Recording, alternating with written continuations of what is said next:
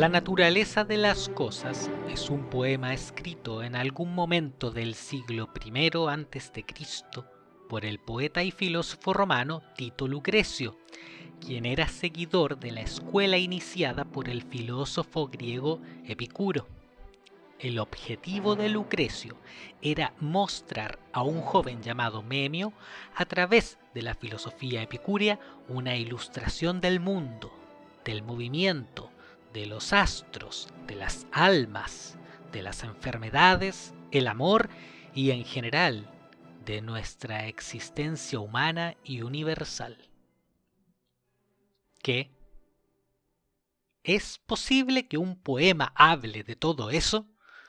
Sí, el trabajo de Lucrecio y su gran logro fue de hecho haber convertido todas estas explicaciones físicas del mundo en una obra lírica e interesante.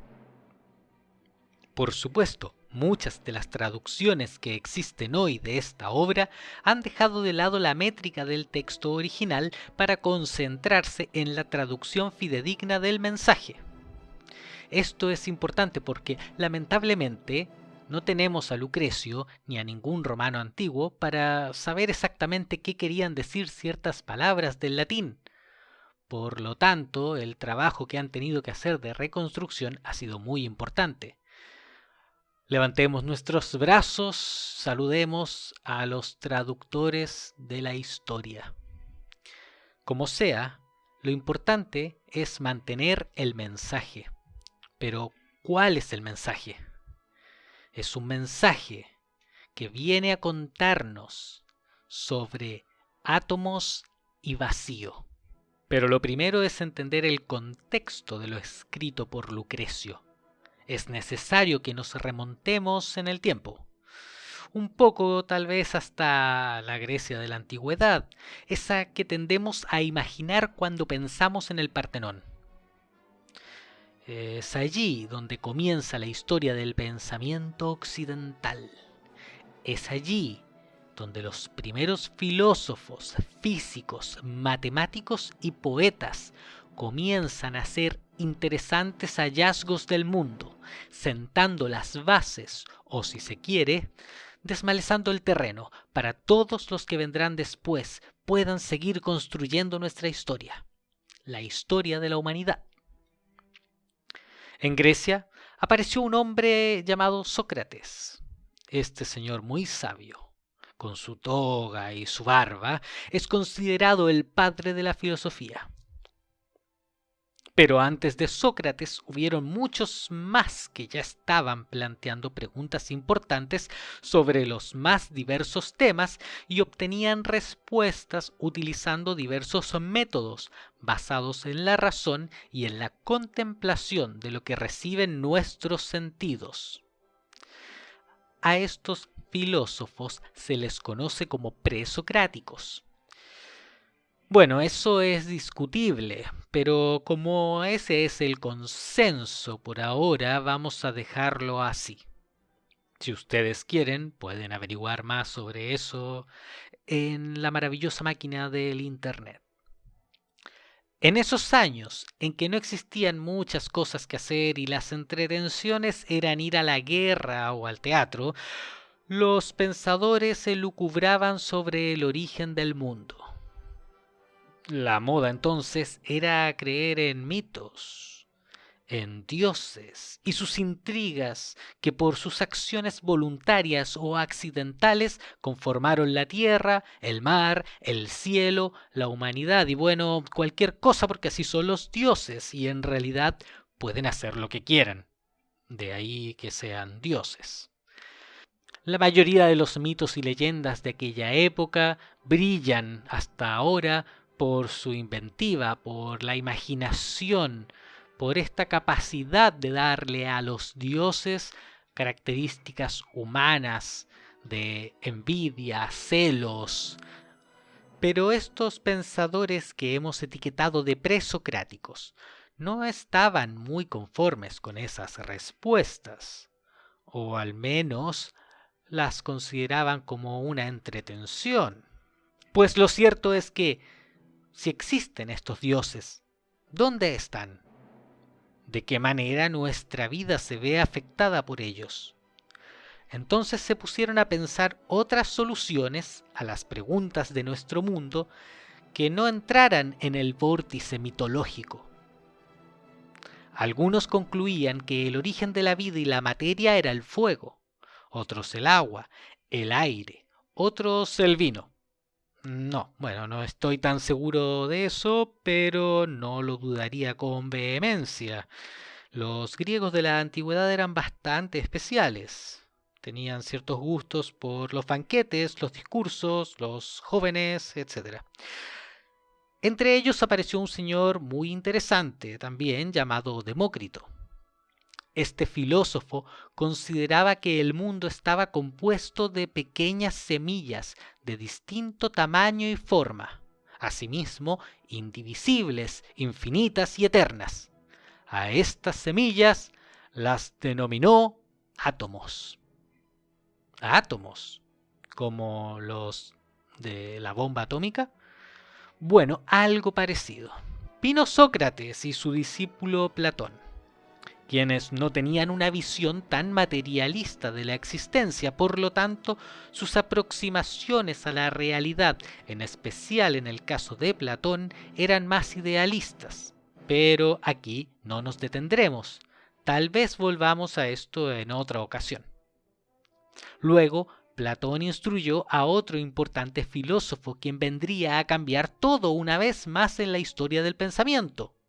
Este fue Aristóteles, quien planteó que lo más importante era la vida en la Tierra, es decir, la existencia en sí misma.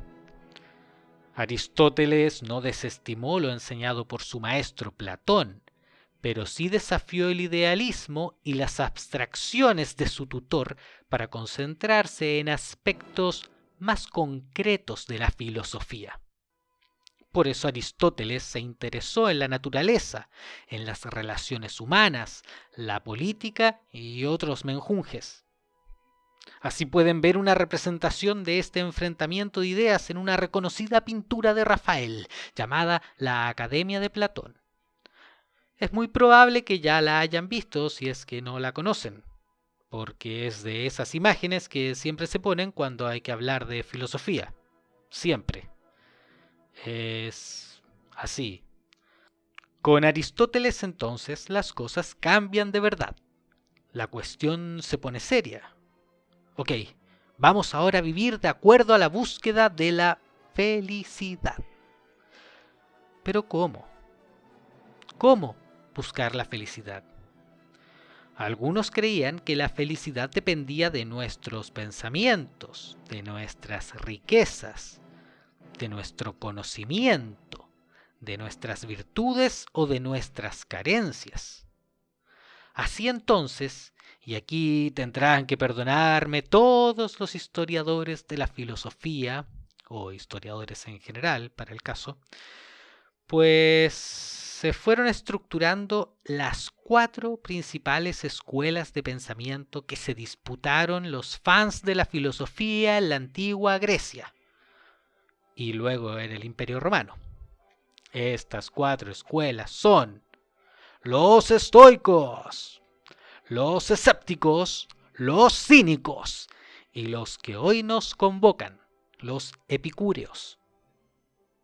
De nuevo, perdónenme, pero no hay tiempo para detenernos en las otras 3 escuelas por ahora. Si hay interés, podremos dedicarle otro capítulo para hablar sobre ellas luego, porque sí, a pesar de que son de hace más de 2000 años y sus ideas a veces puedan parecernos arcaicas, están más vigentes que nunca. Y de hecho tal vez nunca hayan dejado de estar vigentes. Simplemente han sido trastocadas, disfrazadas. Pero bueno, dejemos eso a un lado por ahora. Tenemos que entender que la filosofía es importante. Así de importante. Tal vez lo más importante. Sí que sí. Pero bueno, ¿qué pasa con Epicuro? La escuela de pensamiento de Epicuro gira en torno al placer. Oh yeah, placer del bueno, placer de aquellos placeres. No, En realidad, la idea de Epicuro con respecto al placer está orientada a la evitación del dolor, pero no tanto del dolor físico como el dolor mental o espiritual. Porque, bueno, si tú te pegas en el dedo pequeño del pie, es algo que puede pasar constantemente y no puedes evitar sentir dolor. Sin embargo, estar aburrido en algún momento y por eso sentir que tu vida vale una basura, sí es evitable. Se supone que Epicuro escribió mucho, pero a día de hoy sobreviven pocos textos escritos. De hecho, tal vez solo un par de cartas. Los cristianos, sí, los cristianos, en especial los primeros cristianos, fueron enemigos de las ideas de los griegos que cuestionaban o negaban una vida perfecta después de la muerte. Estos cristianos venían y se supone que traían las nuevas ideas. Pero ¿sus ideas eran tan nuevas? ¿Realmente? ¿O es que acaso eran una regresión a esto que habíamos mencionado al principio de creer en dioses, en la vida eterna, en una realidad paralela que no podemos ver, que no podemos sentir, que no podemos percibir y que por lo tanto es más importante que nuestro momento presente? No, precisamente creo que las ideas cristianas eran regresivas, por lo tanto primitivas, sí, primitivas. Y así todo lograron censurar y destruir todo un gran legado de los griegos, con su pensamiento, con su análisis, sus metodologías. ¿Aló? ¿Cultura de la cancelación? Bueno, Epicuro para estas personas fue considerado un libertino, un personaje que rechazaba la vitalidad de Dios como ente formador del cielo y las estrellas. Pero bueno, todavía no llegamos a eso. Vamos a hablar de un pequeño imperio, una pequeña tribu que se convirtió en un gran imperio luego en el mundo antiguo. El imperio romano fue enorme, no solo en lo geopolítico, también en lo filosófico. Sus filósofos abrazaron las distintas escuelas de pensamiento griego y las continuaron explorando para dar sentido a su experiencia. En el caso de la filosofía de Epicuro, fue Lucrecio quien tomó la decisión de comunicar las ideas de Epicuro en cuanto a la naturaleza de las cosas, de rerum natura. Su poema pasa por la censura de los cristianos, quienes ven en el texto de Lucrecio, y no sin razón por supuesto, un cuestionamiento feroz a la divinidad, a la vida eterna y los designios de un ser que vive en el cielo. Por lo tanto, esta amenaza a sus dogmas debe ser destruida. El texto de Lucrecio, como tantos otros, son incinerados, reciclados y guardados en monasterios en donde monjes con voto de silencio pueden estudiarlos hasta el fin de los tiempos, sin comunicar las ideas y descubrimientos que habitan en esas páginas. No sé si algunos de ustedes han visto la película El nombre de la rosa. Digo la película, sé que está basada en un libro de Humberto Eco, probablemente debería haber comenzado diciendo, no sé si han leído el libro, El nombre de la rosa, sí, sí. Bueno, ahí hay algo similar a esto, ¿no? En el monasterio, en El nombre de la rosa, se encuentra oculto el manuscrito de la segunda parte de la Poética de Aristóteles. Y el libro está envenenado para que quien quiera leerlo se encuentre con una desagradable sorpresa. Pero bueno, no fue hasta el año 1417 en que un humanista italiano llamado Poggio Bracciolini encuentra un ejemplar en un monasterio alemán. Este hombre, muy astuto, con una nariz dedicada a encontrar joyas como esa, sospechando el valor que tendría el texto, decide enviárselo a un amigo para que comience el proceso de hacer cuantas copias pueda, y así este material no vuelva a perderse. De Rerum Natura. El poema hoy es en muchas ediciones recogido en formato prosaico, es decir, eliminando sus versos y componentes líricos. Bueno, yo además lo he leído en una traducción al español, y como sabemos es bastante complicado esto de la traducción. Ha recorrido un largo camino y la historia de la filosofía y la ciencia ha avanzado por caminos que ningún griego o romano hubiera imaginado.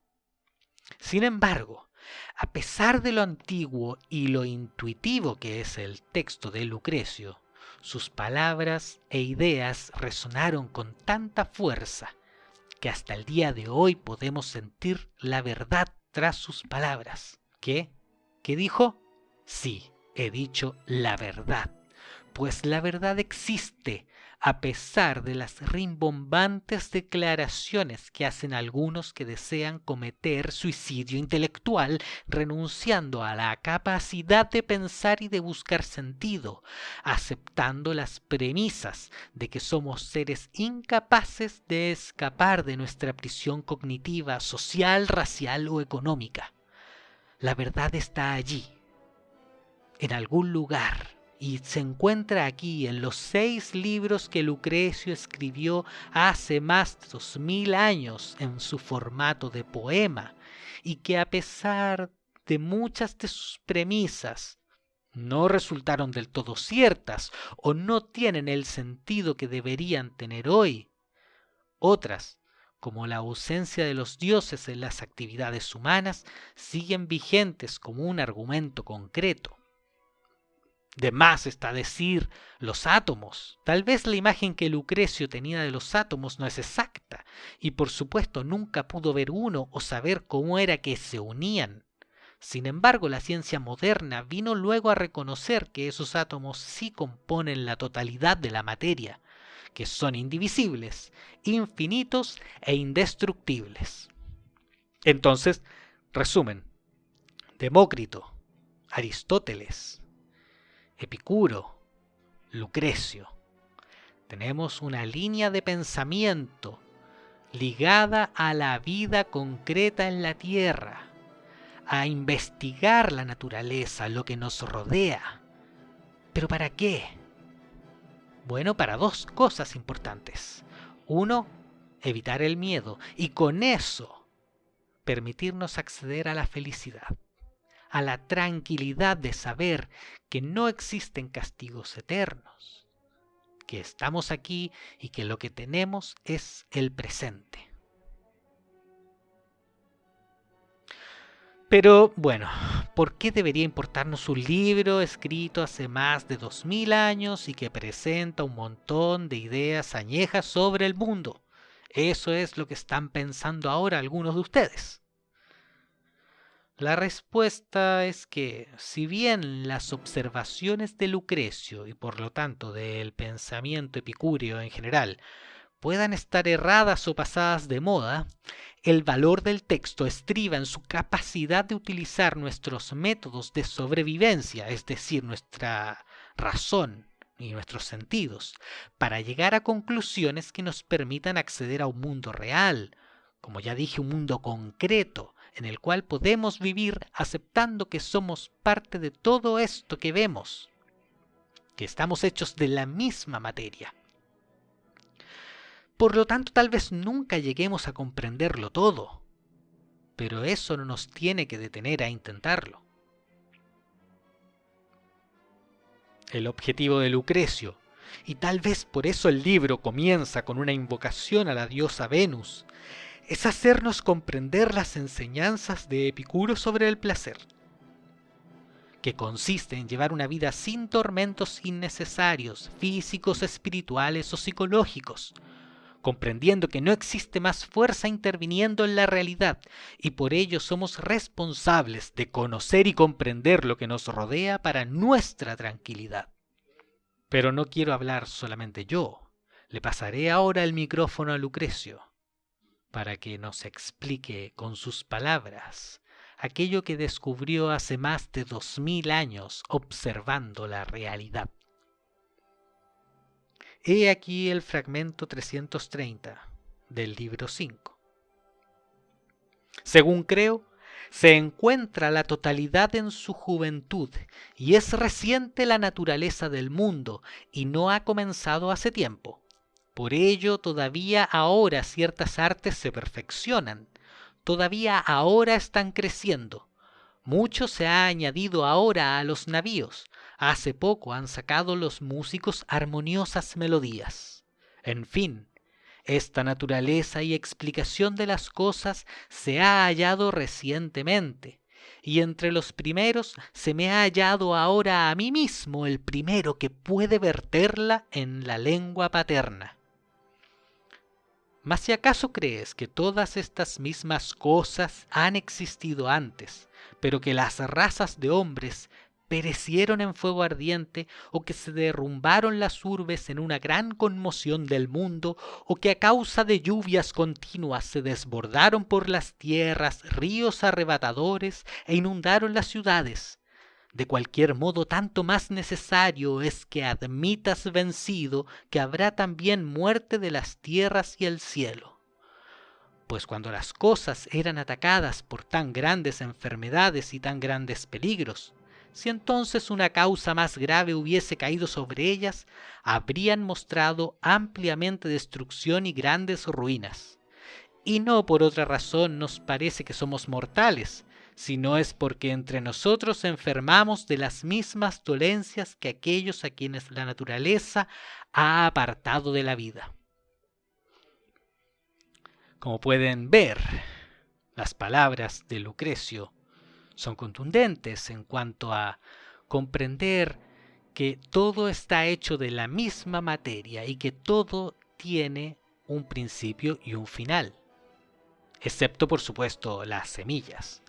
Los átomos, como ya dijimos, tienen que ser por fuerza infinitos y eternos, no así las cosas que componen. Sobre la muerte, el poeta se lanza con inspiración a iluminar las tinieblas. Y es así porque el miedo a la muerte fue, es y será parte importante de la existencia. Lucrecio, utilizando la razón, nos invita a que de hecho no consideremos la muerte, pues, ¿qué es la muerte y de qué manera nos afecta? Para responder esa pregunta, el poeta ya ha establecido que el mundo y todo lo que contiene es materia y vacío, rechazando cualquier otro plano externo a esta realidad material y mecánica. Por ello, es inútil preocuparse de algo que, además de inevitable, hará en efecto cesar nuestra existencia. Y existir es sentir, y si no sentimos, no existimos. Y si la muerte es dejar de existir, es por lo tanto dejar de sentir. Bueno, me estoy enredando, pero lo importante aquí es comprender que una vez muertos ya no somos, y por lo tanto no somos capaces de sentir. Y aunque quisiéramos creer a fuerza de que existen otras vidas, pasadas o futuras, el hecho de que no recordemos nada de ellas y que no afecten en nada nuestra vida actual, quiere decir que no importa. Por más que una larga serie de místicos hasta día de hoy empujen ideas contrarias a estas que estamos mencionando ahora. Otro fragmento importante de Lucrecio es este que podemos encontrar en el libro 3, 931. Si de pronto la naturaleza de las cosas dejase oír su voz, y ella misma nos increpase esto a alguno de nosotros, así: ¿qué es mortal para ti tanto que te abandonas en exceso a dolorosos llantos? ¿Por qué lamentas y lloras la muerte? Pues si te fue grata la vida pasada y anterior, y no todos sus beneficios, como si reunidos en vaso agujereado se han filtrado y han desaparecido infructuosos, ¿por qué no te retiras como convidado a hito de vida y aceptas de buen grado, necio, un descanso seguro? Pero si todo lo que has gozado se ha perdido derrochado y la vida te está en fastidio, ¿por qué quieres añadirle más para que todo se pierda a su vez miserablemente y se extinga infructuoso? ¿Y no pones más bien un fin de vida y fatiga? Pues no hay nada más que yo pueda inventar y descubrir para ti que te agrade. Lo mismo es todo siempre. Bueno, cierre comillas. Ese fragmento siempre me ha parecido que Lucrecio dio en el clavo y psicológicamente hemos cambiado muy poco. Hasta el día de hoy, las mismas interrogantes pueden ser planteadas. Recuerdo una película de Woody Allen, Annie Hall, en la que el personaje de Woody Allen, que es el personaje de Woody Allen de todas sus películas, cuenta el siguiente chiste. Dos señoras están quejándose de la comida del avión. Una le dice a la otra: ¡Hoy la comida era tan mala! Sí, responde la otra, y además las porciones eran tan pequeñas. Bueno, para muchas personas la vida parece ser como ese chiste, en que, por un lado, no quieren morir, pero por otro viven en eterno fastidio, molestos por todo. Bueno, allá ellos, ¿no?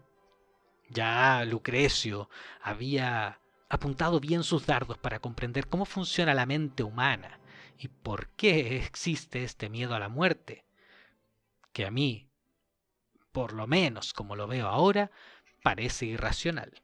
Por supuesto, este libro está lleno de frases, momentos, análisis y pasajes poéticos que podría estar mencionando toda una tarde. De hecho, sin ir más lejos, encontré otro podcast en el que estudiosos de Epicuro leen el libro, van fragmento por fragmento comentándolo. Cada capítulo, deben ser unos 50 minutos en promedio cada uno, van comentando sus impresiones sobre lo escrito. Y se van en una digresión bastante larga a veces sobre las distintas traducciones. Se los recomiendo, creo que se llama Lucretius Today. Está en Spotify para que le den ahí una pasada si es que esto les llama la atención, por supuesto. Lo primero que deberían hacer en todo caso, si esto les gusta, es leer alguna edición del libro que pueden encontrar en internet o por supuesto comprar en algún lugar. Pero aquí quiero mencionar otro fragmento que me gusta mucho y que ya les voy a explicar por qué. Comillas. Quienes pensaron que la materia de las cosas era el fuego y que el universo estaba constituido solo de fuego, parece que se han desviado en gran manera de la razón de verdad. De ellos, su caudillo Heráclito fue el primero en entablar el combate, ilustre por su oscuro lenguaje, más entre los güeros que entre los griegos sensatos que buscan la verdad. Pues los necios admiran y adoran más todo lo que ven que se esconde bajo enrevesadas palabras y consideran verdadero lo que puede impresionar agradablemente sus oídos y lo que está acicalado de encantadora sonoridad. Cierre comillas. En este pasaje, que se encuentra en el libro primero, Lucrecio habla sobre Heráclito, que era otro filósofo famoso por decir que todo fluye y que nadie va dos veces al mismo río. ¿Por qué entonces quise destacar esta frase de Lucrecio, esta cita sobre Heráclito? Pues no es raro encontrarnos que abrimos un libro de filosofía y la verdad es que a veces no logramos entender nada, no logramos capturar lo que quiere decirnos el autor.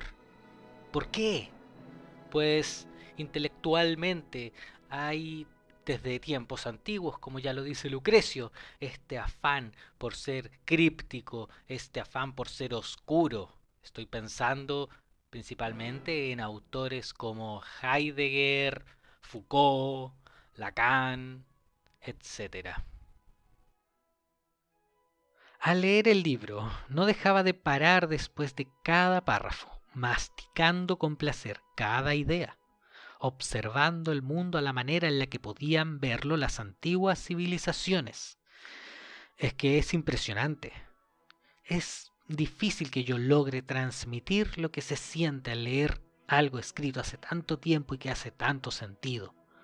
Que hace tanto sentido no porque sea una revelación, sino por lo evidente que es, y que a pesar de eso estuvo oculto durante siglos, si no un milenio, que inspiró luego a tantos filósofos, científicos, intelectuales en general. Esa es la importancia de este libro, no sus descubrimientos, sino que la forma, el método en que llega a esos descubrimientos y nos hace entender lo importante que es custodiar la llama intelectual, la libertad de ideas y de pensamiento, la capacidad de razonar y cuidar el debate público. Hoy, año 2021, en que tal vez por fin dejemos atrás una nueva pandemia en la historia de la humanidad, en que los márgenes de la realidad vuelven a desdibujarse en ideas tribales, en la marginación del pensamiento racional y empírico, en el abandono de las fórmulas que dieron origen a la Ilustración y el mundo moderno, y vuelven a abrazarse ideas fracasadas y en algunos casos sanguinarias, en los que cualquier discusión se convierte en una oportunidad para censurar a quien piensa distinto. Es innegable que existe un conflicto de pensamientos. Algunos le llaman guerra cultural, otros posmodernismo. Es innegable que existe este conflicto. Es innegable que el péndulo está de un lado otra vez. Y leer es nuestro único remedio. Leer, observar, comprender, razonar y no dejar perder o morir los textos. Tenemos internet, pero eso no significa nada si no hay quienes deseen leer y compartir el conocimiento. Si no hay nadie para cuestionar las ideas de censura y clausura, el empuje de los que valoran más los orígenes raciales o sexuales de las personas en vez de las ideas y capacidades de esas personas. A eso nos enfrentamos hoy. O no nos enfrentamos, en eso estamos sumergidos. Pero para eso tenemos la filosofía. Es nuestra elección usar nuestra mente o no, pero las consecuencias no son una elección. La realidad existe, queramos verla o no.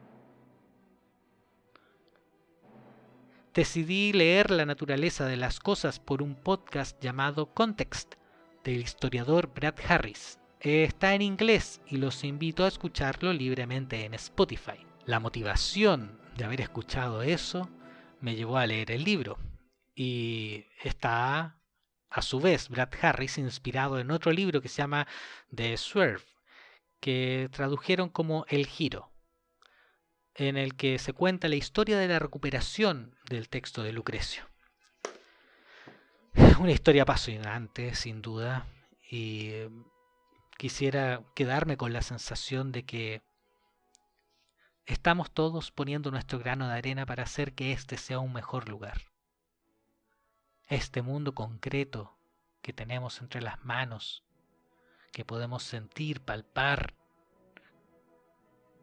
cuando le damos la mano a un amigo o cuando escuchamos música hecha por alguien, una música hermosa, o cuando escuchamos la voz de un ser amado, ese mundo concreto de sensaciones, que también está compuesto de emociones y pensamientos.